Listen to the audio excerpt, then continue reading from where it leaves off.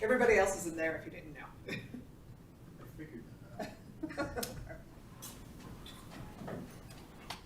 I'm gonna put more minutes on. I'm Nancy, by the way. I run the cameras. Hi, Nancy. Hi. I don't think you guys are gonna start at 6. That's what I'm looking at, but.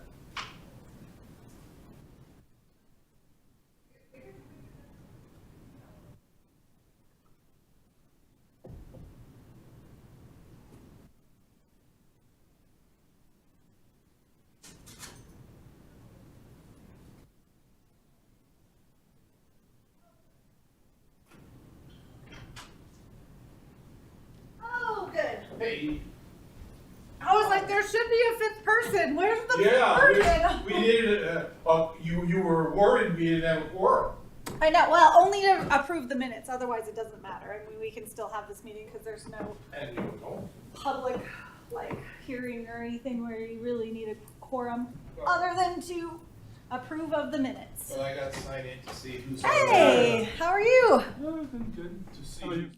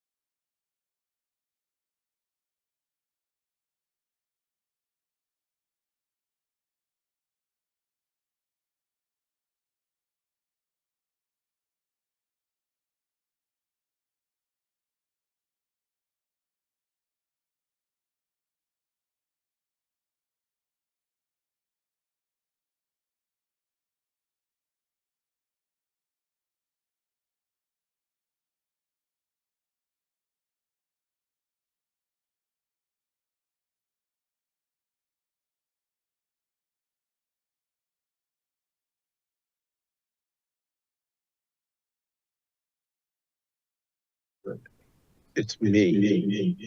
I have to turn off my microphone. This is like my Recording in progress. contractors. Hold on a second.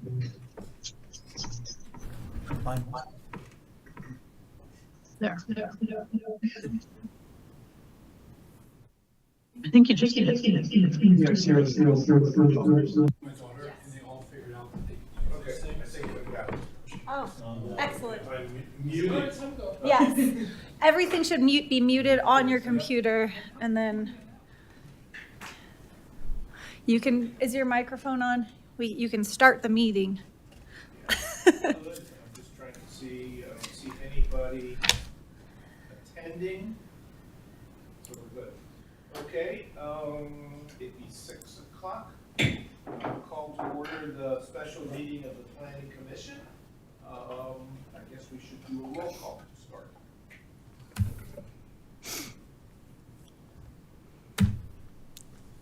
Chairman Harper. Vice Chair Rose. Present? Commissioner Vaughn. Here. Commissioner Whitty. Commissioner Barnes. Here. Commissioner Gordon. Here. Commissioner Mojo. Here. Commissioner Gross. Here. We have a quorum. Great. Oh, my goodness. What's your last name, Ann? Shanahan. Commissioner Shanahan. Present. I fixed it last month, and this is an old one. I apologize. It's now time for public comment on non-agenda items. I Don't see anybody here in the room. I don't see anybody who has joined us on the Zoom, so we will skip over to B. We now move to the approval of the minutes of the Planning Commission from September 10th. Went out with the call to the meeting. Are there any additions or corrections to the minutes? Did you all see them? Do you want me to pull them up? Yeah, I You could don't, do that, that'd be great. Okay. I don't think they went out.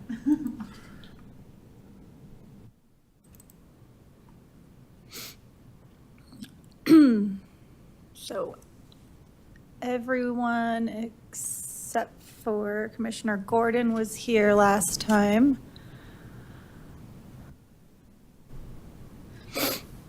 We approved the minutes from July 2nd. And then I did a presentation on the comprehensive plan and we reviewed the survey that had just gone out. And that was everything. I showed some pictures from the Chili Fest for the update. I'll make a motion to approve the minutes from the July 2nd meeting. I'll second. All right, we have a first from Commissioner Barnes and a second from Commissioner Mojo. Since we're not all here, do we We- have to do a roll call? Yep. Okay. Vice Chair Rose, I vote to approve. Commissioner Vaughn, I agree. Commissioner Barnes, I approve. Commissioner Gordon. Abstain. I wasn't there. Yeah. Commissioner Gross Yes, approve. and Commissioner Mojo Yes, approve. and Commissioner Shanahan. Approve. Motion passes. We move to item 4 on the agenda for presentation on comprehensive plan update. You all saw the staff memo, but I will turn it over to you to present. Excellent. Renee, how do we turn those lights off? Yeah. I think right behind you. it's over here. And do you? Not that one. Nope, not that one. How do you turn those on? Interesting. Oh, there we go.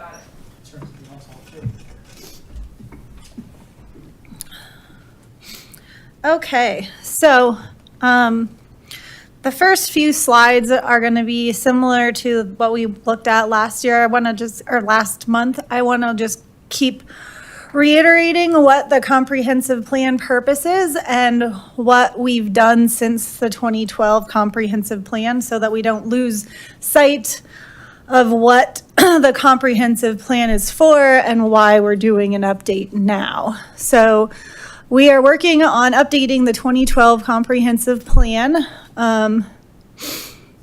It seeks to facilitate rational decisions regarding future development that are based on limited natural resources, economic considerations, sound community design, and planning principles. You can see all these things that we've completed since 2012. And then at the same time, we are also updating our 2014 transportation plan, and we've completed several projects that were outlined in that plan. The comprehensive plan has a transportation section, but the transportation plan and the transportation section of the comprehensive plan are separate documents, but they speak to each other. So we have a consulting team working on the comprehensive plan update and a separate consulting team working on the transportation plan update, and they are working together on the transportation section of the comprehensive plan. Right now, we're in October of 2024. We're in phase 2, which is data collection and analysis. And this dark orange in here is actually going to continue probably through at least January as we start phase 3, the exploration. So they're overlapping now. Phase 3 will probably start next month. So it looks like maybe we're a month behind, but that doesn't mean that the overall process is going to be a month behind. It's just this data collection and exploration phase is pushed a little bit. As you can see here, we launched our website. We completed an online survey. We had tabling at Chili and Beer Fest on September 7th. And we had a table at the Fall Festival in downtown on September 21st. This evening, we're going to review some of the comments and survey responses that we received during the online survey. And I'm going to talk about our stakeholder groups that we're working on establishing. We'll go over that in a little bit. But phase 2 is group discussions, a pop-up event, and an open house. Let's see.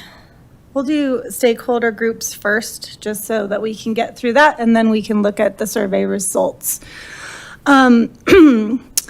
We've established these 4 stakeholder meeting groups that are separate from town committee meetings. So the consulting team is going to hold meetings with stakeholder groups for economic development, the opportunity areas, hazard mitigation and resilience, and then sustainability.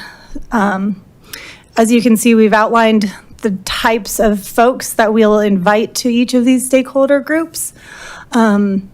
For economic development, we have the Superior Chamber as well as local businesses. For the opportunity areas, we have property owners and potential developers. For hazard mitigation and resilience, we have the Mile High Flood District, the Boulder Valley School District, Mountain View Fire, Wildfire Partners, Boulder County Sheriff's Office, and Boulder Office of Disaster Management. And then for sustainability, we have professionals and regional partners that focus on sustainability and local government. And then we are also, as staff, attending the upcoming late October and November committee meetings for Transportation and Safety Committee, the CAPS Committee, the Youth Leadership Committee, OSAC, ACES, the Historical Commission, and the park meeting. So what I wanted to do this evening is I wanted to put these out in front of you and see if you had any, if these looked right to you is basically what our question is this evening is what do these stakeholder groups look like the right stakeholder groups, and are there more partners or entities that we should be looking to invite to these groups?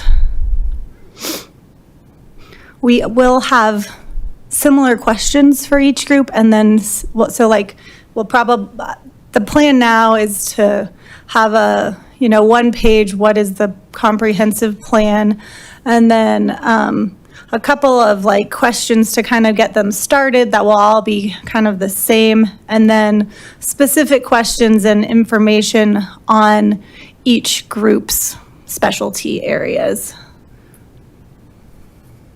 Is there, I'm just looking at opportunity areas. You say that we're going to invite property owners. What's the process for inviting those people?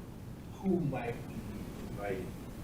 So they are the property owners of the vacant parcels that are our opportunity. Our opportunity areas are the vacant, undeveloped pieces of land within the town. So the Zaharias property on 88th Street, the Resolute property on Colton, the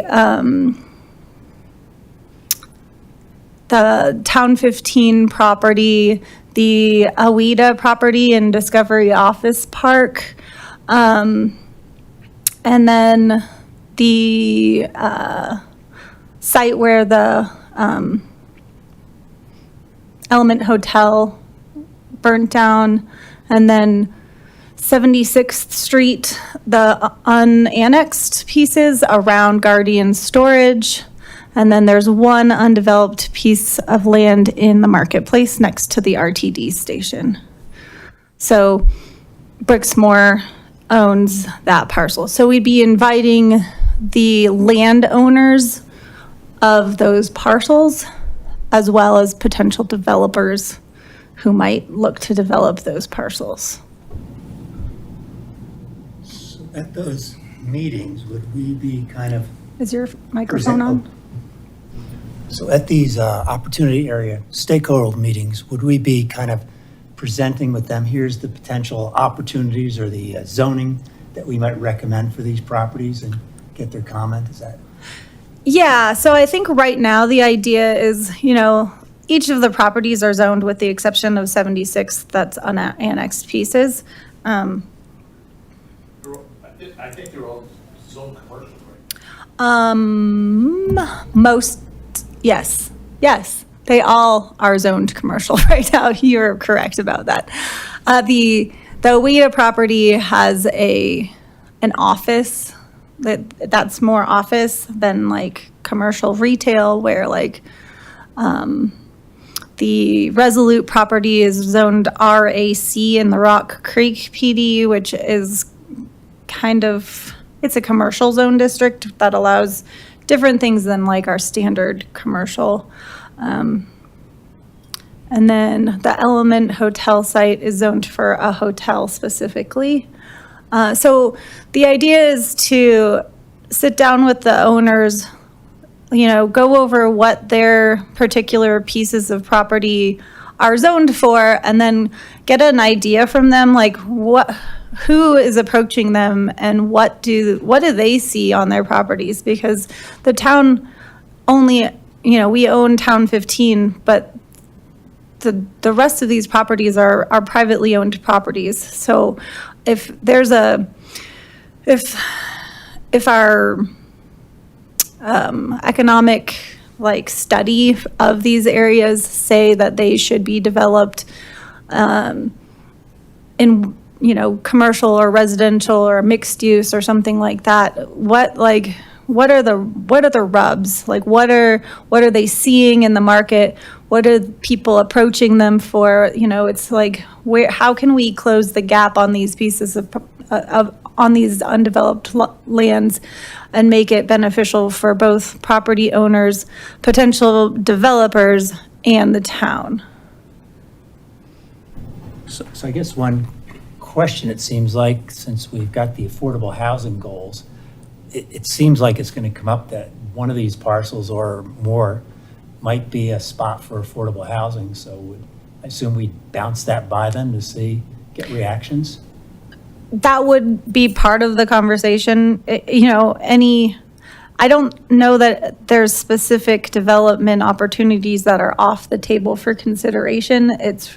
But from the town's perspective, what we need and want in the future and what developers say the market is willing to support, and then what property owners are, willing to sell for, and how they envision their properties, they don't always go together. So it's really, right now, we could say we want affordable housing on whatever of these properties, but that it doesn't help to rezone or discuss affordable housing on a particular property if it's not feasible from the developer's side, and it's not something that the landowners are interested in pursuing.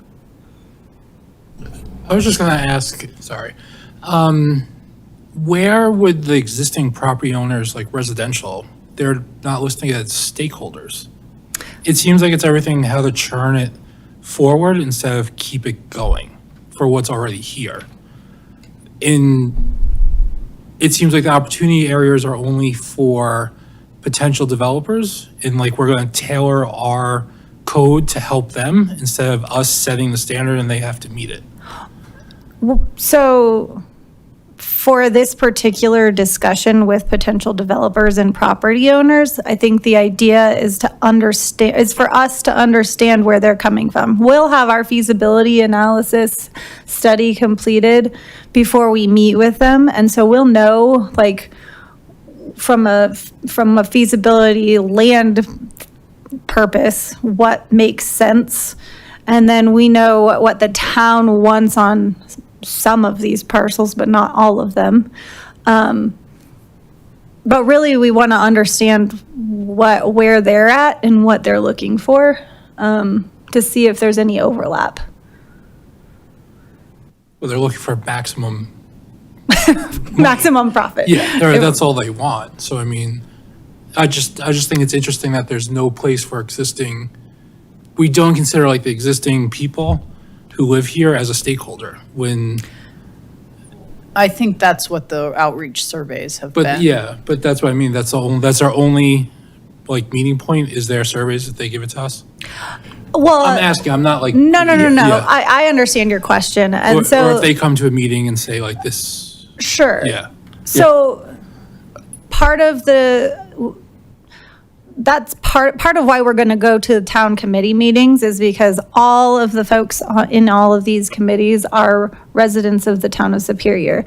But then we also want to hear from professionals in each of these areas of focus for the comprehensive plan, which, we have the opportunity areas and future land use designations that go into it. We have the economic development piece. We have the hazard and mitigation and resilience chapter. We have a sustainability chapter. So we're trying to hear from the professionals in those fields. They may or may not be, ideally, they have, nonprofits or organizations that work in our community or near our community. That's what we're aiming for when we're creating these stakeholder groups. People who know Superior, but maybe don't live here, but work here, or maybe they do live here and they work for a nonprofit that's based in Boulder County or something like that. So it's those folks that we're trying to hear from with the stakeholder meeting groups, these stakeholder meeting groups specifically. I feel like you're missing, I guess, I don't know what you'd call it, but like community service providers, which would be like the schools, the city, the community center, the library, a lot of these people, and really just reaching out to them and seeing if their space works, if they need more, if it's underutilized and they don't need it. I know this is somewhat wild rumor, but the rumor is that El Dorado's elementary school is under, it doesn't have the minimum amount of students going, and there's a rumor that they'll close Superior Elementary and combine the two elementaries to have enough students. So that would leave another property. It would be the Superior, a very central city-owned property. So BVSD is part of that resilience piece. But that's like their resilience. That's not really utilization of their properties. Yeah, no. It's like existing stakeholders instead of like it seems like the whole list. So community service providers, like specific to. Well, like they're using the public land. Yeah. And these would suddenly become useful for the town and also the pools, like we are the so like pools being utilized. Just the naming economic some. development stakeholders are like local businesses to Superior, as well as like anything like the chamber.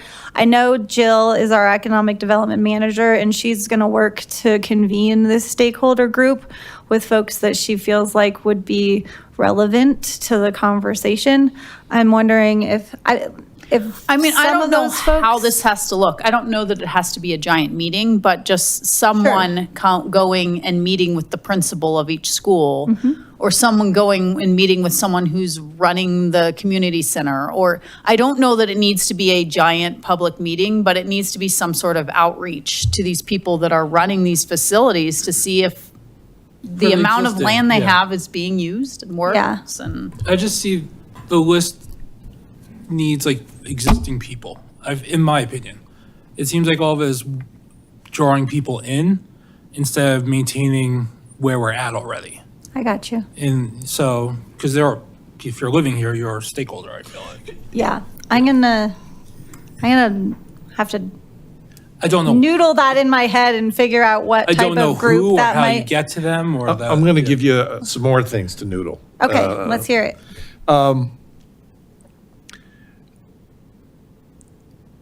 I look at this, the meeting, the stakeholders discussions and the stakeholder meeting groups and the town committee meetings as gathering information, which is then going to be utilized to come forward with other pieces that are then going to go out and be commented on by loads of people, residents, and everybody else in the world. And so in order to help gather that information, I'm going to suggest that some member of the Planning Commission be another ear towards listening to these stakeholder meeting groups that you put together and the town committee meetings that you have already scheduled. I personally, I'm going to try to make every one of those town committee meetings that I possibly can, and I just simply urge my fellow commissioners to look at the list and say, okay, well, I think I can go to that meeting. Let Lonnie and David know so that they might not have to go to that meeting. But I think it's really important for us to be assisting staff in gathering that information. And if we can just simply be another ear listening to what these people are saying, I think it would be very helpful to our discussions as we move forward in developing those kinds of concepts and issues that we do think we need more input from. I think it's really nice, for example, that I raised the opportunity areas, is it's really important for us to talk to the potential developers. It's really important for us to talk to the people that own that property, but it's also really important for us to be able to, as I anticipate some of the results that you're going to talk about later tonight, to be able to come up with a process for gaining input for other people. For example, I know that while just looking at the Zaharias property over there, I'm sure that the people on both sides of 88th Street might have a comment about what the highest and best use of that property is. I already have seen what people are talking about in Town 15. It's nice that the Resolute property is sort of out there on the corner of the town of Superior, and is sort of standing there, and we're trying to figure out what to do about it. But I'm sure that the people who are buying those big properties from the Coble Group might have some comment about what's going to go in that corner, just as much as I have comment about what goes across the street in Broomfield. And so I just simply urge my fellow commissioners to look at this list, and I urge staff, as you schedule these things, let us know so that we can be of assistance to both to the staff, and again, just being another ear to the conversation. It's not we're going to go out and pose ideas, because that's not what we're doing. We're fact gathering at this stage, and to the extent that we can help doing that, it's really, I think it would be helpful. Awesome. So put that as part of your noodle. It's right here. I wrote it down. So I've got another suggestion, and that's what about having a group of people who are involved in affordable housing? You know, maybe some of the Boulder County folks, Habitat for Humanity, maybe the group pushing the senior development over at Kite Creek Crossing, some people who actually know a lot about affordable housing and could look at the land that is available and make suggestions. And maybe some of the RDD people. Well, thank you for bringing that up. We did have housing on the stakeholder groups, and then we took it off because we thought people might be tired of talking about housing. And the stakeholder groups would likely be folks that we invited to come to stakeholder group meetings last year. And so we weren't sure how they would feel about being invited back to another stakeholder group. But being that you've brought it up, I'll bring it back and say that it was mentioned that maybe we should reach out to them, even if we don't have like a stakeholder meeting, but at least reach out to them and Yeah, maybe gauge follow up. their Maybe follow-up questions. yeah, that's a good idea. So, Renee, kind of to follow up on that too, I mean, I looked over the old comp plan to see how we did, and we've pretty much accomplished almost all the goals there, except for the housing mix and affordable housing, so. And again, I think I've mentioned this before, if the town is really serious about meeting the goals, we have 600 housing units to put someplace. It seems like it's gotta be in one of those opportunity areas, and I think Michael was saying, shouldn't we be kind of suggesting to the property owners, this might be this way that goes, how do we make this work? I mean, that seems like the big elephant in the room, I don't know how we can avoid that. Well, it's affordable housing's on everybody's list. Sure. The question is, how do we contribute to the affordable housing in Boulder County in a manner that is consistent with the town of Superior's availability and resources? I mean, I have my own personal views about it, but that's not what we're about tonight, and maybe not even in the future. But the idea here is that we know it's part of the mix. We just got to figure out, is there somebody in the opportunity areas? Is there a potential developer out there of affordable housing that might be interested? And then ultimately, what could the town do to assist in that development, much like we have done most recently by approving some assistance to the I can't even say it's senior because it's not. It's just over 55. Showing my own age. The idea of providing assistance there, but to be honest, I'm going to beat this horse until I can't beat it anymore. I still believe that we should be providing assistance to Superior staff to live in Superior. And regrettably, they qualify for affordable housing. And so it's still one of I'm going to continue to beat that one. Sorry.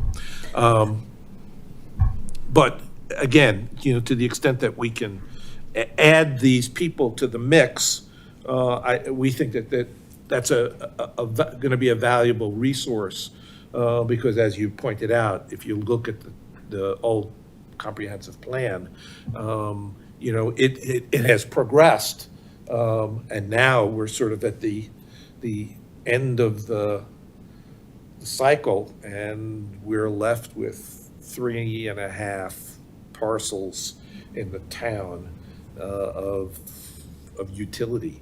And how the question becomes, what's the utility? What should we put as priorities in the comprehensive plan for its utilization? Sorry. So more on the report. Yeah, are we ready to move on? I think you guys have at least an understanding, you've given me some ideas, I will coordinate and get back to you on some of these things.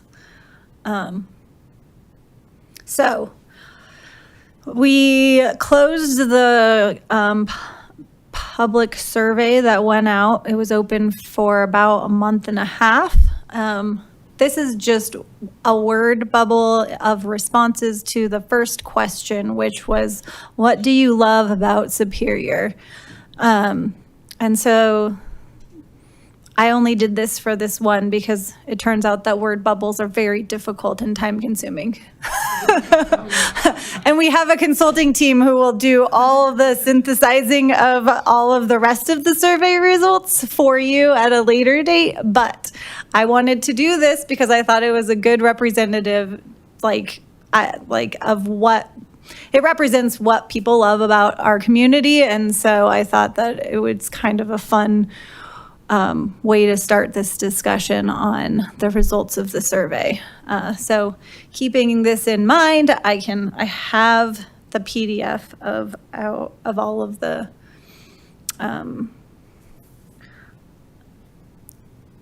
let's see here.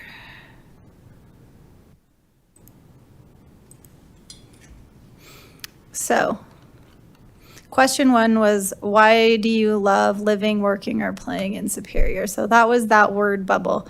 I'm going to kind of scream through a lot of these because this is a super long report, and I encourage you all to go through this. It is in the packets, it's online, and you can read through all of these things. So to do the word bubble, I had to maneuver and delete some words so that you could see the words that stood out, like small town feel, open spaces, easy access to hiking and walking. There was lots of proximity to Louisville, Boulder, DIA, Denver. So those were all in there. So I went through all of these.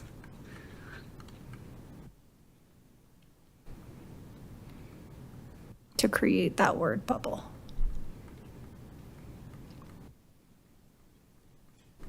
I found the comments very broad-ranging, shall we say. Yes, it is how surveys with open-ended responses go. Reminds me of- People are short and sweet, and then some people don't answer the question at all.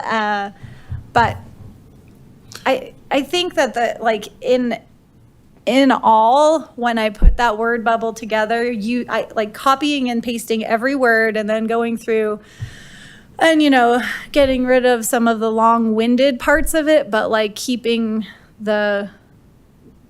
what people said about what they actually love, assuming that they wrote something that they like or enjoy or do enjoy. I thought that the word bubble actually made sense. It looked accurate. Question 2 was places you love in Superior. Lots of parks, lots of open spaces, lots of Costco, lots of community center. You got tequila, mezcal, Asian. That's me. Hey, those are all good places. No, it's not.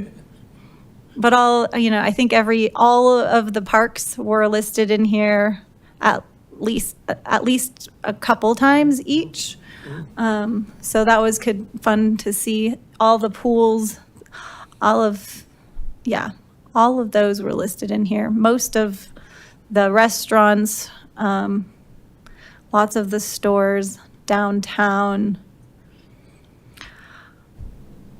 I will say when I was at the table for the fall festival, I think I was asking kids to spin a wheel and asking them to answer some of the questions. And all the kids love parks and they love trees. I heard more people say that they love the trees than I was ready. I didn't realize how much people truly like our trees. And I thought that was my like takeaway. I was like, wow, like that's something that's different that I didn't expect to hear from many people throughout the evening. It was kind of fun. Question 3 was what concerns would you like to see the town address over the next 10 years? There, a lot of people want to see, and these kind of run the gamut of like more community space, more open space, more trails. More food. More food, yes, more food, especially in downtown. Less airport noise, that was the theme. That's a big thing. Uh-huh. JFK, it doesn't matter.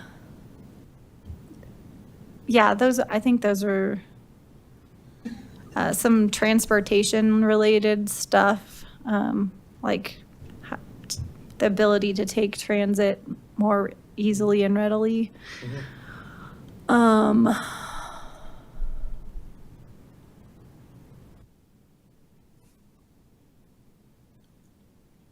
Let's see. Okay. There's so many answers.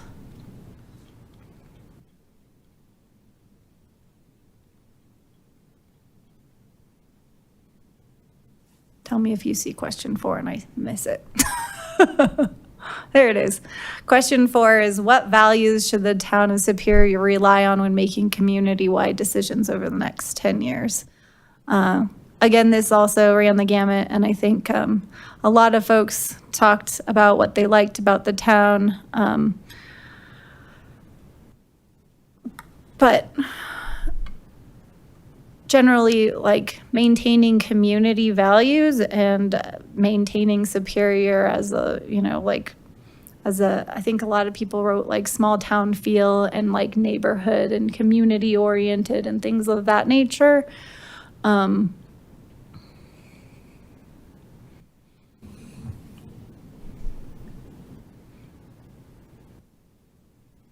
But yeah, these were kind of, there's a lot in here.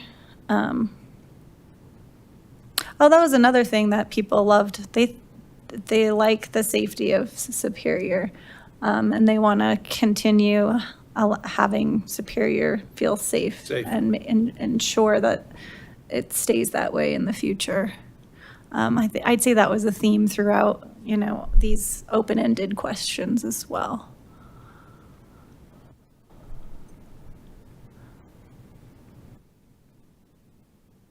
And if you haven't gone through these, I encourage you to read through them. They're sometimes entertaining and sometimes hard to read. But, I think it's important to hear. Where can we get access to this? It is it's in the packet and it's online. Okay, thank you. So we'll just go through these really quick. I'll point to some of the things that I found interesting or that we're going to follow up on. Does the town currently have a sufficient amount of open space? 61.5% said yes. 30% said no, and then 8% were unsure. Can we go back to that? Yes. 61% said Yes. yes, there's sufficient open There's space. sufficient open space. Sufficient. There should be more open space is the no. Yeah. And then I'm not sure is purple.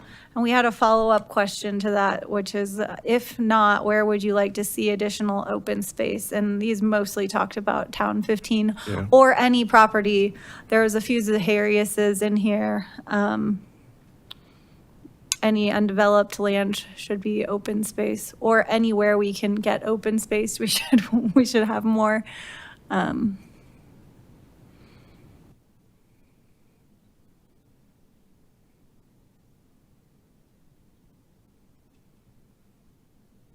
does the town currently have sufficient parks and recreational amenities?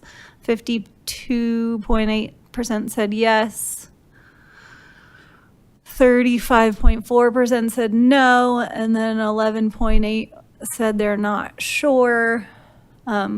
These results will also go to like the Parks and Recreation Department because we're working with them for this comprehensive plan. So, as planning staff, we have these questions that we're looking at, but I don't know how to speak to these because this is really like a Park and Recreation manager or director. Like, I don't know if she can glean a whole lot from this, but there were some good stuff in these comment responses about what amenities are lacking, like what people wanted to see. There's a lot of rec center, indoor recreation ideas listed throughout here in several different ways of approaching indoor recreation.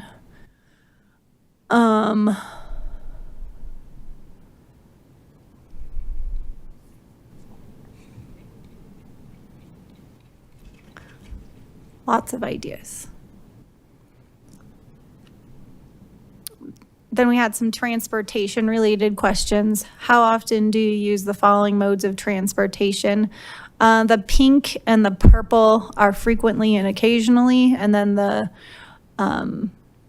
yellow and green, for those of you who aren't colorblind, I apologize if you are. This is just how it spits out the responses.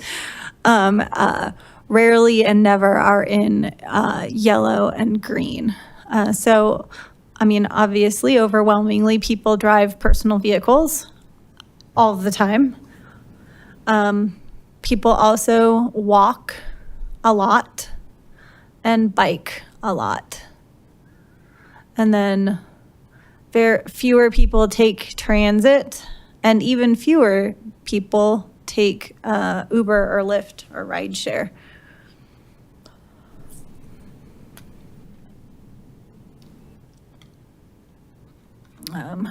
These are just the responses to each of those things. So if you desire to take more non-car trips, what's preventing you from doing so? There was some good comments about RTD and not having enough bus routes or frequency of bus routes. I know with this, I mean, so many people would put their kids on a bus to school if it was available. Right. So One, I think that a lot of huge people would. thing. There's some good comments in here about, safety of biking places. A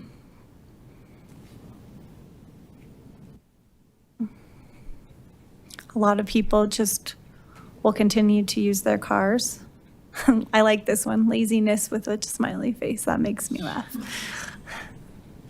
Yeah, I mean, the people use their cars and use their feet, and bikes to some extent, but they Yeah. don't use public transportation because there isn't any. Right, yes, and that, so how can we use something that doesn't exist? right.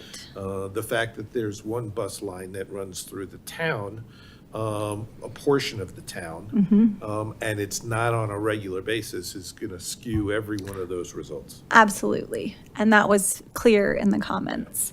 And there were a good number of comments that even commented on like the BRT up at the marketplace, not being as convenient, especially like if you want to go to the airport or something like that, you have to leave your car up there. You have to drive there if you have luggage, and then you have to leave your car there. So, there was some of that in there as well. Friend was a minivan. That's right. And then this one I thought was interesting. How do you envision your transportation needs changing over the next 10 years? I thought there was some really good, thoughtful responses in here, like my children are 1 and 3, but like when they're older, what could their kids, how might it change in the next 10 years when their kids are 11 and 13? What are they going to be doing? Some of them had older, like, middle and high school kids, and they would be out of the house. So they'd be looking at, decreasing their, having to drive their children all over the place to Timbuktu all of the time. And they'd be looking for alternative means of transportation. A lot of folks thought about that there would be more electric cars and electric bikes and electric scooters and things like that. Someone put jetpacks, and I love the funny comments that, maybe one day we'll all get around on jetpacks. I don't know, but I love the ingenuity. But a lot of electric bikes and electric, oh, see, there it is. I would love some jetpacks. One person signed their name. Oh, yeah. Anyhow, yeah, I would say that out of here, I think people assumed that there would be, they hoped to be able to walk or bike more, and assumed that they would have electric vehicles or electric bikes of some sort to get around. Just as a comment on the last one, we take the airport shuttle a lot, and it's standing room only. So they're going to have to expand that service if we're going to get people there easier. You mean the RTD bus? Yeah. Yeah, that's great. Yeah, it's usually always packed when we take it too. Yeah. Yeah. It's great that it's being used, but it also is, if it's packed, that is, if you encourage more people, then they need more service. Yeah. This question was, select your top 5 priorities for transportation efforts. Let's see, this is, the green, that's 81, was build more trails and paths for walking and bicycling. It's hard to see what all of these are, so I'll try my best. 58 was build missing sidewalks. 55, this one was develop more transit service across the community, RTD, flex ride options, etc. 53 in this purple was first to last mile connections to transit. And then these two 52s were plan and implement improvements in response to growth, and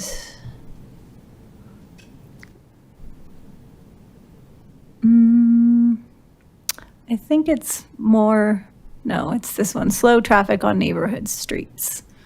So those were the top 5 priorities for from this question. Then there was this sustainability. What's the community's most significant opportunity or challenge in achieving a more sustainable future? This looked specifically at the sustainability plan. So talking about environmental, like electrification, reduced water usage. I'm trying to think what else is in this sustainability plan, and those are the 2 things coming to mind at the moment.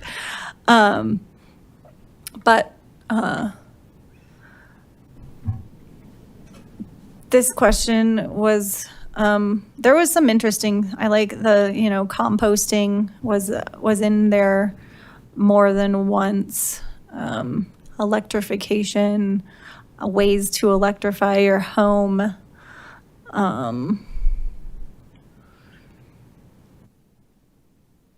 Water usage was in here quite a bit.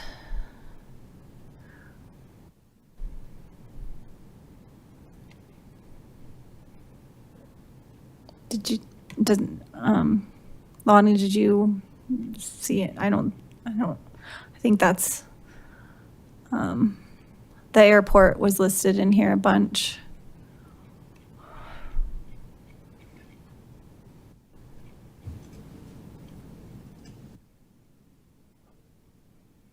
Then there was the question about significant opportunity or challenge in becoming more resilient, and this focuses on more of the like hazard mitigation and risks. So this talked about, evacuation, traffic,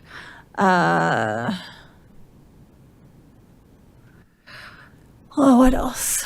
Managing fuels for like wildfires are obviously like a concern for everyone. And so, making sure that we plan for mitigating as much as we can future risks related to wildfires.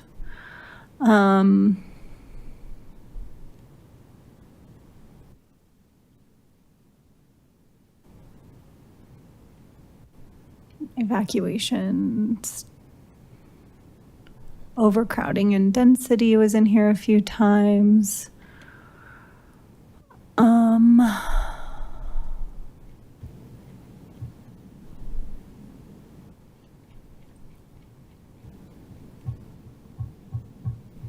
Next question. These were some economic development questions. So how often are you able to fulfill your routine shopping needs in Superior? Overwhelmingly, 70% of folks that say that they do all or mostly all of their routine shopping in Superior, which is great. Another 24.2% say they do about half of their routine shopping in Superior. And then 5% say they do little of it, and no one said that they do none. So that was kind of great. I liked that one. When you eat out at restaurants, how often is it in Superior? 46.6% said that they eat out about half the time in Superior. 42% said they rarely eat out in Superior. 5.6 said they never eat out in Superior, and another 5.6 said they only eat out in Superior. So, Food. yeah. Then we asked some questions about opportunities for businesses in Superior, what they would like to see, mostly more restaurants, local restaurants, more grocery stores.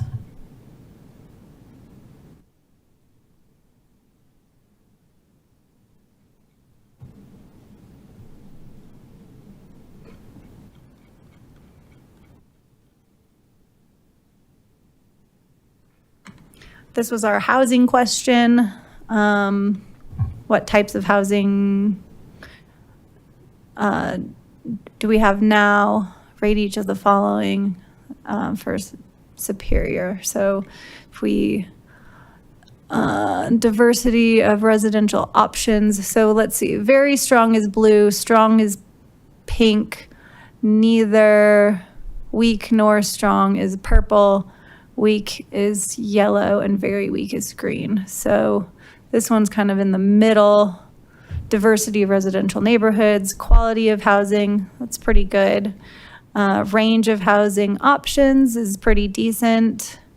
Housing options for empty nesters is less. Housing options for seniors is little.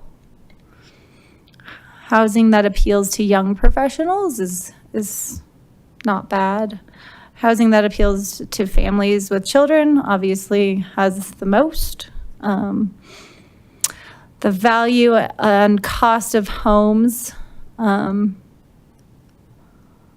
then availability of affordable housing is the least.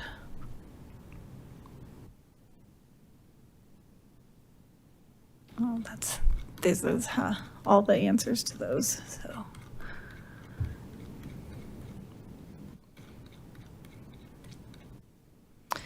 If you live in Superior, or do you own, rent, prefer not to answer other? So this is where we learned that we have a significant gap in who we've reached for the survey. And so we are discussing adding a stakeholder group or some form of very specific dedicated outreach to renters. Based on our demographics for the town, we are 60% owners and 40% renters. So this is very skewed toward owners, and we did not reach enough renters. So we are currently, we just closed the survey on Friday, so we've been looking at these and trying to digest and figure out how to reach renters and how we could go about getting their input, either on answers to these questions or on questions that are maybe more pertinent to them. Well, I just wonder if they don't see themselves here in 10 years. Very possible. We also have, based on the demographics that we have, our renters are higher income than any of our neighboring jurisdiction renters. So to me, that means that we have folks that are renting that are potential buyers, or perhaps they were buyers at one point and they've sold and they choose to live here and rent, or there's lots of scenarios, but our renter population, should want to stay here, and there's value to getting their input, even if they're not here in 10 years. What do we offer them currently? I want to come back to that rental issue as you also look through the other pieces of your demographics. So, because it was obvious, well, I'll come back to what was obvious to me. Let's do the others. I just think. Because if you look at age, if you look at a couple of the others, I think that it's not surprising that you got the responses you got, and didn't get the responses from the groups that didn't participate. Correct. And I think just when you reach out to renters, maybe you ask them, like, are you planning to stay here? If not, why? And are you planning to buy? If so, where? These sort of things. Because I've only had a few renters live as neighbors, but most of them were either trying out the area to see if they wanted to buy, or they wanted to stay and they wanted to buy a house, but they just couldn't afford it. Sorry, I'm writing down what you just said. Okay. Renee, how many responses do we actually get to the survey? Total number. 165, 156, might be dyslexic, 56 or 65. I think it's at the bottom of these. It says how many responded. So 159 responses to this question. So it must be So 164. Yeah. 164. Oh. So, And there's about 4,500 housing units here or something like that? Yeah, yes. I think there's, almost So we got a close. response rate of 3.5% of the community. Well, that's not the Wasn't it a household response to this, or could one No, household have multiple people. Oh, could, okay. Yeah. Could be less than. talk about the age. Okay, so 29.6% were 35 to 44. 23.3% were 45 to 54. 22.6% were 55 to 64. 16.4 were 65 plus. So as you can see, age 35 and over takes up the majority of this pie. And so we try to imagine, who are these 35 to 65-year-old people? Where are they living? What are they doing?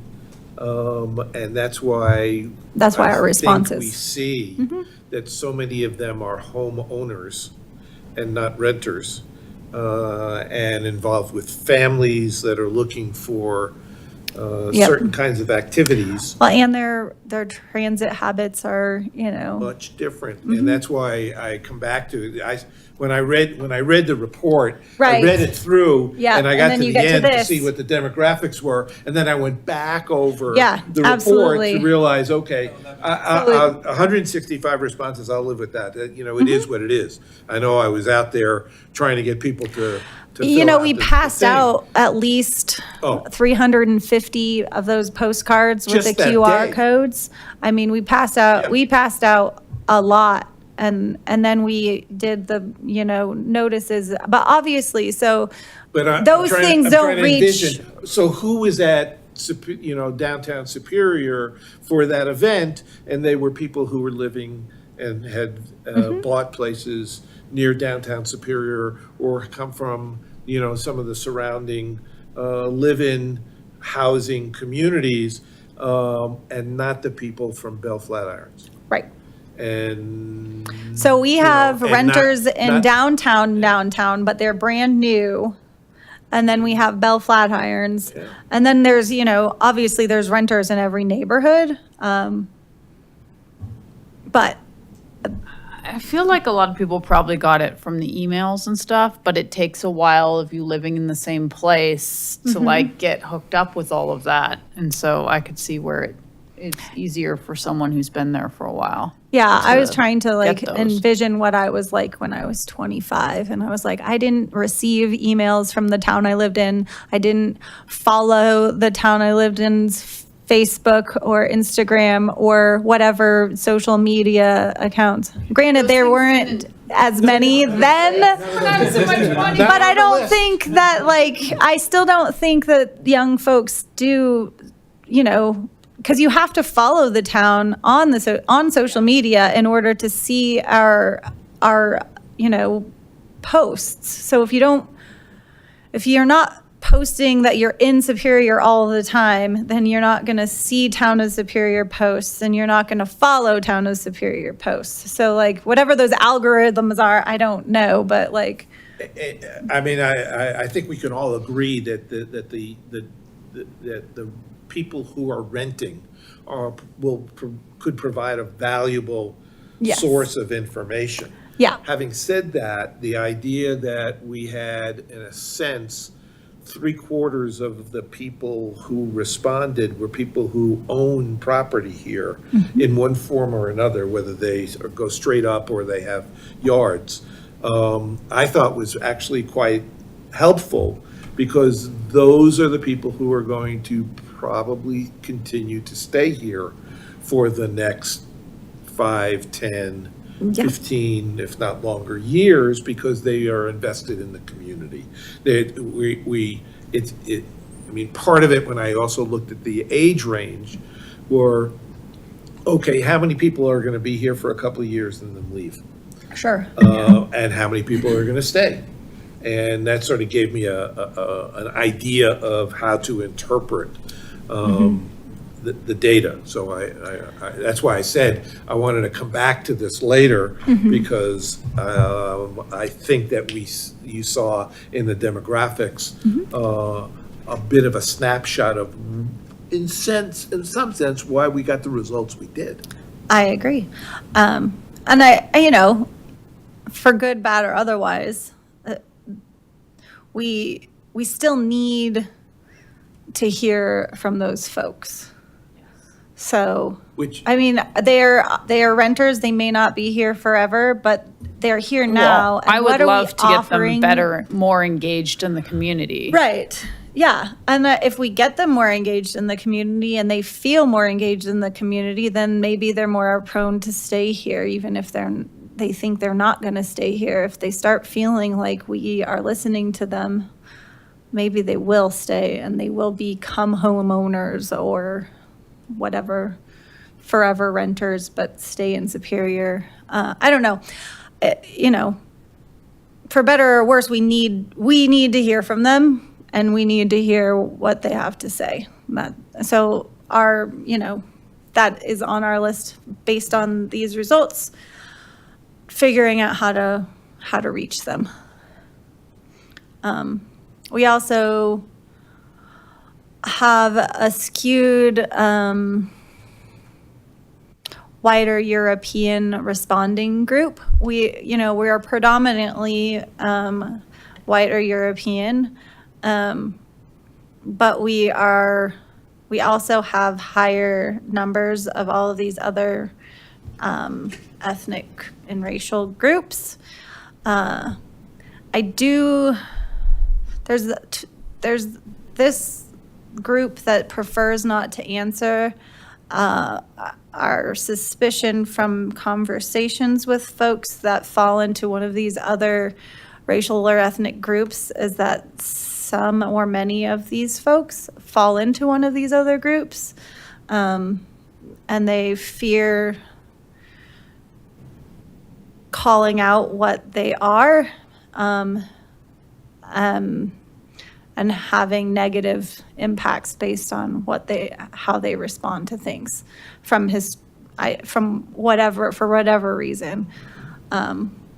That's what we anecdotally heard from a few folks in just talking with them. So there's still some work to be done. We're grappling with how to reach out to different races, ethnic groups, religious groups, things of that nature to see if we can get more input from those folks.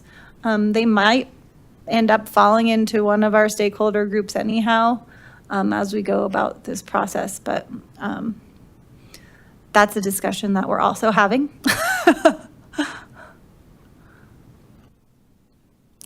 And then we got people from every neighborhood. We have 38.3 from Rock Creek Single Family Home north of Colton, and 16.9 from Rock Creek Single Family Home south of Colton. We have More than half of your response. Yeah, I know. And And then the pink is, I believe, downtown Superior.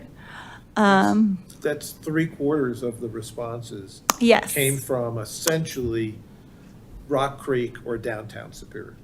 Yes. Those are the largest. They are the They are largest largest, development. Except for Bell and Flatirons. Yeah.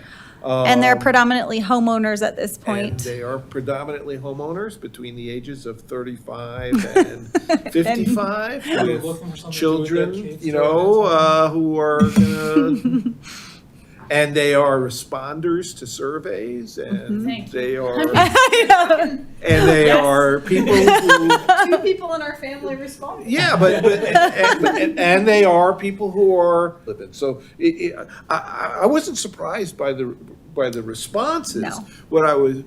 The only piece that I was surprised at was that we didn't get as many responses from other segments of the Superior Society. For example, and this goes back to the stakeholder question. Yeah. We might want to think about going to Target and going to Costco and handing out logins to the survey. Or One of the just questions, asking one of the questions. questions might be, where do you live? And if it turns out that somebody from Louisville is coming over to go to shop in Costco, that I can understand that piece of information, but I also can get pieces of information from them about what they think about Superior and how they think about it.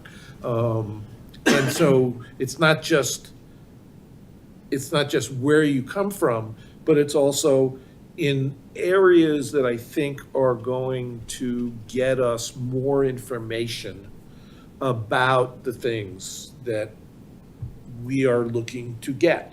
And that's why I simply say, okay, how can we get the renters at Bell Flatirons Yeah, information from them? You go to Safeway or liquor store down there. Absolutely. The grocery stores. yeah. You know, because I go back to the question about who do you shop in Superior, and we saw a very large number of Superior people say, yes, I do my grocery shopping in the Superior. Yeah. Well, if we want more information from those kinds of people, then we might want to figure out how can we focus in on the 3 or 4 places where you buy food in Superior. Yeah. To get, again, more data. Yep. Data is, I'm just looking for more data, you know. So are we. Yeah, no, I'm not saying, I'm not Yeah, saying you're not. I'm just that's suggesting. the we is the greater we. So when we, like, I know your point about how the number of responses to a survey is a thing, but when we're looking at community engagement, we look at community engagement as a whole over the course of the process. So we did this survey and we got as many as we could. We did the best that we could, getting the word out, being present, posting as much as we could, putting it out on our, it's the first thing on Shape Superior. But now, we have groups of people that we want to engage with on specific, items. We have the committees that are all residents. I imagine and hope that everyone on these committees took the survey. But we also want to hear from them again now that we have responses to the surveys and we have, more targeted questions for those areas specifically. So all of this comes together as an engagement process for the comprehensive plan. We have the survey results. We kind of see who we maybe missed in that survey. And we want to target, those folks and getting their input, maybe on the survey, maybe not on the survey, and maybe just asking them, 5 or 6 questions when we have them right in front of us, and we can say, well, do you have 5 minutes? We'd love, can I just go through these questions with you, or will you fill out this survey right here, right now, or something along those lines I'm on your wavelength here, and which leads me to the next question, and that is, what's the next step other to gaining information? We've got these town committee meetings scheduled. You're going to schedule these other stakeholder meeting groups. And my question really is, based upon the survey that we did and the number of responses that we got, is there a consideration for another survey? And if the answer is yet, what kind of questions? I'm not seeking the information tonight. What questions might we ask, and what would be our next step in trying to gather data, which might be doing it, at the supermarkets, doing it, walking, Bell Flatirons. Frankly, I think there's a whole slew of renters that live in Sagamore that we haven't seen. We rebuilt Sagamore, but there's a lot of people who rent there who were not on that pie chart. Yeah. So that's the conversation that we're having, is how do we, so we may do another survey. I don't know that we'll do a survey that's all inclusive of all of the things to everyone. We will probably update well, I know we'll update Shape Superior. We have that big ideas piece and then the map piece that are also up for comments, and those will change. I'm not sure what the next round of that will look like or be. We haven't had those discussions yet, but we wanted to get these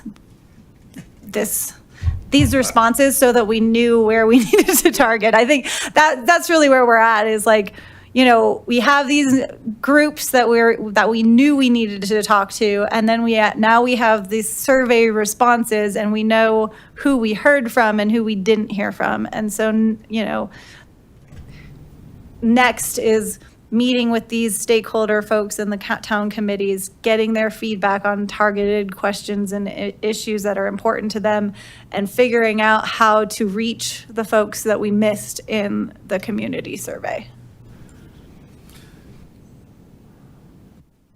So that it doesn't go unsaid, I think your bubble was really very helpful and really reflected the responses.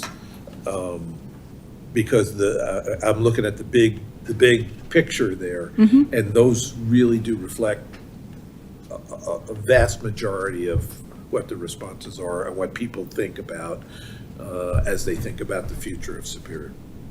Well, cool. Thank you. Any of those reflected in the groups, in the targeted groups? Like the big things there, like open space? The open space. Well, that would be besides the meetings and stuff. stuff like that. Oh. But in the opportunity groups, or anything there, like, do they correlate? Well, so trails will be part of the transportation section and will be part of the transportation plan as well. Yeah. So missing trail connections, which you kind of saw as one of the 5 transportation things, and you see that people use them and want more of them. So I think those two, you know, like when we do these, you're looking for, you know, common themes. It'll just be interesting to and- see the shift once you are able to talk to the, you know, opportunity groups. Yeah, To see what they absolutely. say we want when this is, I mean, a small segment group, but it seems what the community wants or Yeah. appreciates. Absolutely. Yeah. And I mean, like, when you talk about safety, like those folks are, you know, going to be part of that resilience and hazard mitigation conversation. So we'll probably hear from a lot of, the Boulder County sheriffs and the, you know, Brixmore is not talking about open space. no. I don't believe that that the Zacharias property owners are going to be talking about open space. No. Or nor the Resolute property. But the town, when it talks about Town 15, may be talking about open space, because the town is us. Yeah, it'll just be interesting to see. But, Yeah. you know, and then they got that little piece of property near RTD, which we have talked about both within this commission and publicly for what now, as long as I've been on the planning commission, we keep on getting proposals for turning it into affordable housing with access to rapid transit, you know, into Denver and into Boulder, and we're still talking about it. So, Well, okay. that was all I had. And then here's some, I don't have really any updates because we don't have anything that I know of coming down the pipeline next month. We'll meet again and go over, we're going to do, you know, a targeted meeting with you all, similar to how we're doing it with all of the other committees. I'm not exactly sure what we're going to focus on.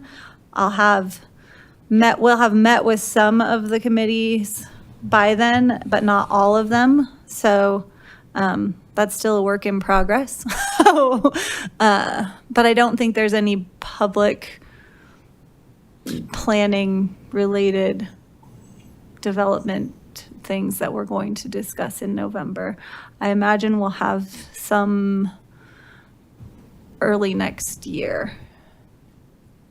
do we have any feeling yet on some of the properties and proposals that we've already passed on as to where they are in their mix? I'm looking across the street through the windows here, at the big empty Yeah. building, lots with no buildings yet. I mean, we've heard from folks who are working on construction drawings for the residential use that's approved on Block B, 8. yeah, Block 8. And yeah. then there have been discussions with a group interested in I don't know if it must be 2 and 5, but I am not part of those conversations, but I know there's been conversations with folks interested in developing those 2 lots as well. And anything more on the senior housing? The affordable housing, the town board last month approved waiving fees for like building development review fees, things of that nature. Nothing more. No, there's still, so the funding for affordable housing is really complicated, and they need, in order to get approval for money here, they need the town to say that we want this. And then the town's like, at first, we said, well, if you get funding, then we want it, I mean, we want it, but like, we don't want to give money for it. But then we heard from them and they, didn't get that first grant. And now they're like, well, we have these people, they need you to say. So it's like, who signs on first to providing, the financial backing in some way, shape, or form for them to move forward to the next step. So they're, it's still moving forward. Like we just approved that, so they can now use the approval to go out and say, yes, the town is financially interested in this project. And that gives them more weight for getting funding. Any word on Bixby's Folly, where that stands? They are, I don't know when, but they're still like, they're planning on building. They're just, they haven't started yet, but their permit is approved. They have to, pay a fee for the permit issuance, and then they can build. And they're still moving forward on it. Hotel? The hotel is waiting to close on the property, which happens next month sometime. So once that is done, then it'll be a hurry up and wait for them as well. It's like Behind where the element. Right, yeah, that's what I thought, yeah. so that, yeah, so they can't have their building permit until they close on the property and sign And they some gotta more get those- documents. They gotta get those easements are very Yeah. complicated. Yeah, so the easements and everything have to, like, they're waiting to close on the property to sign all of the things, and then we'll issue the building permit. But, they say they want to start ASAP, but, when you ask me in February if they have started, I don't, maybe they, maybe. Okay. How about Guardian wants to expand next door onto that vacant property? Yeah, so That they're was a- still, Yeah. they did the concept review with the town board, and they've talked to some neighbors. They still are interested in moving forward, maybe. I mean, they have a concept plan. I don't know what it looks like or if it's changed from the concept plan that they presented. I don't know what all of the information that they've heard from neighbors. They gave us kind of some generalities of what they heard from neighbors. So they're still working on it. And it's another project that is very complicated because the property has to be Annexed, annexed. yeah, into so that would take, town. it'll take a long time. And that's gonna take a while, and then they finally get to how are they gonna get through planning commission and, I mean, is that a use community. that we think, we collectively as town staff thinks is a good use for that parcel? So Something we should wait until the comp plan's done. the feasibility analysis is they're working on that piece of it kind of now. So our thought is that we'll at least have some of that preliminary information, at least, from the professional side before they bring forward their project. So we will at least have some conceptual ideas of, is residential or other commercial or this or what is feasible for that property, so that you and the board and whoever, when and if that project comes to you, can make an educated decision. Even if the comprehensive plan isn't complete, you'll at least have that part of the story for those lots. Yeah. go ahead. Oh, I was gonna, the spots over here that were zone commercial that burnt down, had houses that burnt down that were like zoned improperly. Has there been any movement on those? No. So there was a proposed commercial use and it went away. So they're still for sale. They are commercially zoned. And I think they're going to stay that way. We have a replat that was done for those lots because there's 3 lots. There's the town owns a lot, and then the 2 homes that were there are owned by 2 separate entities. So there's 3 ownership parcels, but the replat would combine all of them into one. And so they're all for sale kind of together, is the idea. But I don't know. We haven't had anyone else come forward. I don't want to bring up something else until we've finished. Anybody? I had one more, it just struck me on the, I think it was the stakeholder group for the parcels. And I was just thinking, okay, where does the marketplace fit in? Should there be a special stakeholder group with just Brixmor, assuming they're willing? Brixmor will be part of that group. So they have an undeveloped parcel, and they are an area for redevelopment. So they're on our opportunity zone list of landowners and developers. I mean, I was just wondering if they should be, since they're so unique, should they be a separate stakeholder group? Well, I don't know how we're going to approach the stakeholder group. We call it a stakeholder group meeting, but I don't know if they're going to meet with each of them individually or as a whole, or that's kind of all TBD. Yeah. One more thing, Lonnie, were you suggesting before that maybe members of the planning commission perhaps sit in on those stakeholder meetings as well? Yes. Okay, I mean, I think that's a good idea. To the extent that Yeah, we have them scheduled, let us know.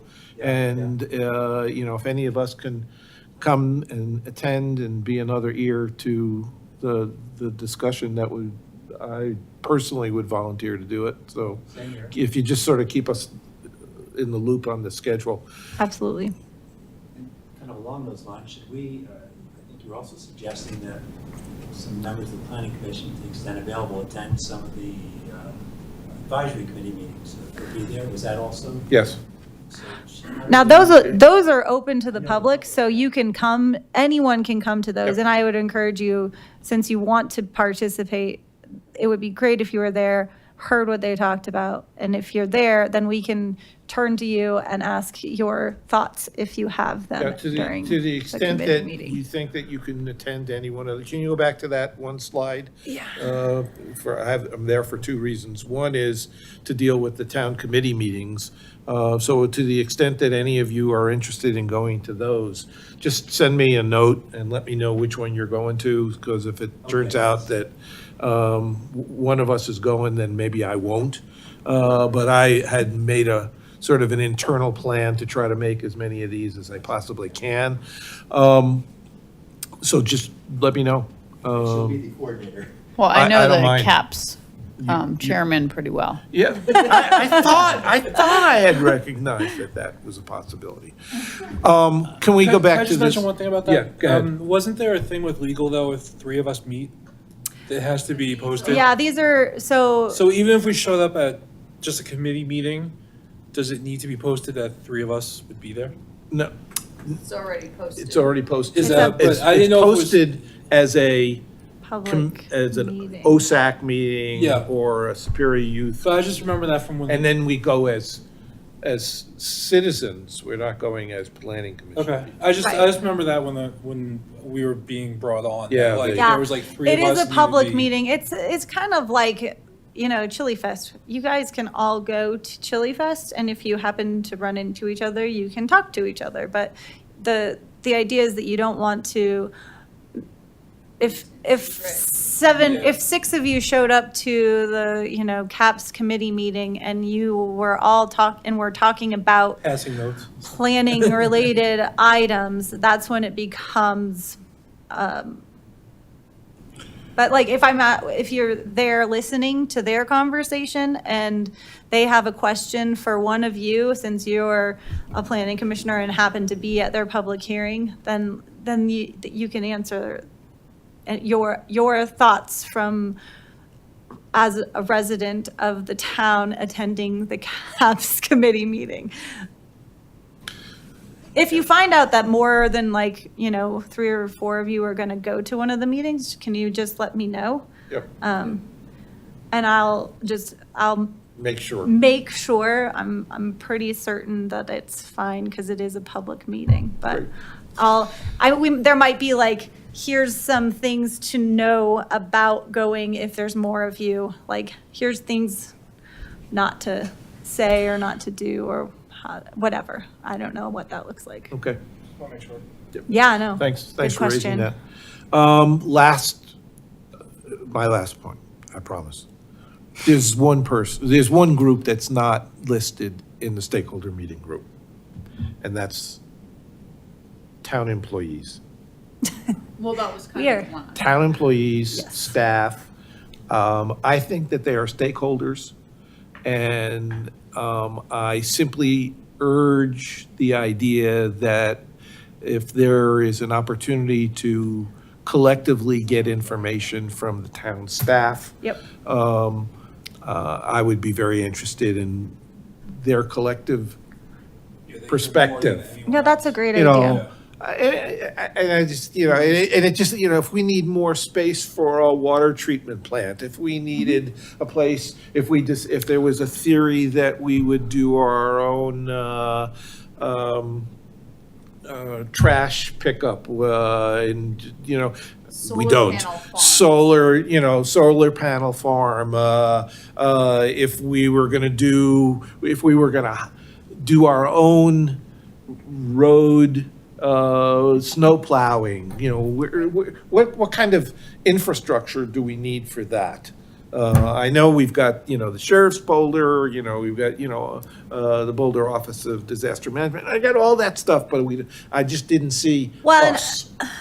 And so I yeah, just, I don't have to, I'm just saying, Yeah, no, I- please just sort of, I think it would Well, be it sounds like you are interested valuable. in hearing not necessarily from the director of Public Works, but also from No, from the people. all employees Yeah. who work for the town out in the fields and, maybe there's things that they have. Yeah, no, I think that's a great, Listed staff's perception of what are the challenges the town faces. You see things Yeah. from a different perspective than yeah. residents or us. problem? Like, what's the headache? Yeah, what should we try, So, what just- problems can we attack with It's, land use? it's just a group of people that I think are very valuable to us, and I would like to give them the opportunity for them to have a voice. Great. Okay, anything further? Make them respond. Force them. All right, anything else? Ryan, do you have anything? You've been. I don't. I quiet. just wanted to thank you for the readout. I will dive deeper into all the results, but yeah, I think even the word cloud was helpful as far as we start to see the initial feedback from the town in this process. So I appreciate it. Great. Thank you. Awesome. All right, with that, meeting adjourned. I love doing that. I can see you got a little power hungry.